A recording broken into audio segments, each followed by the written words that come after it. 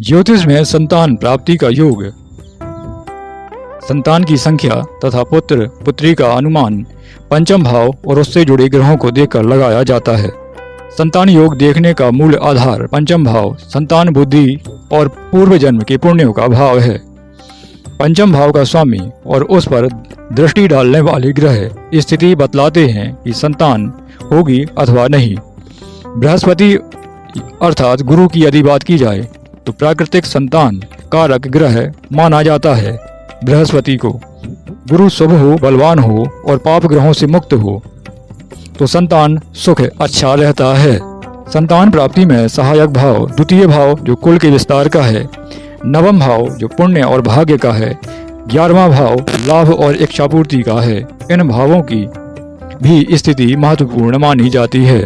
संतान होने या न होने का निर्णय यदि पंचम भाव शुभ ग्रहों से युक्त या दृष्ट हो, पंचमेश बलवान हो और बृहस्पति की स्थिति अच्छी हो तो संतान सुख अवश्य मिलता है।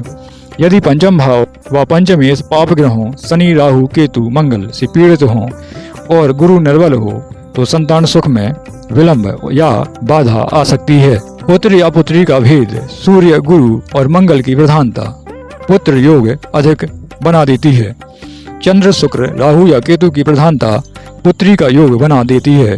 पंचम भाव और पंचमेश जिस ग्रह से प्रभावित हों उसी के अनुसार लिंग का अनुमान किया जाता है।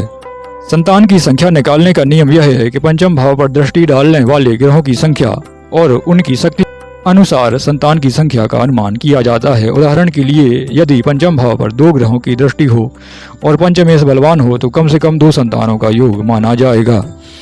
यदि पंचम भाव पर पाप ग्रहों की दृष्टि अधिक हो तो संतान कम या देरी से प्राप्त होगी। साथ ही नवमांश D9 और विशेषकर सप्तमांश कुंडली D7 का विश्लेषण करना बहुत आवश्यक हो जाता है।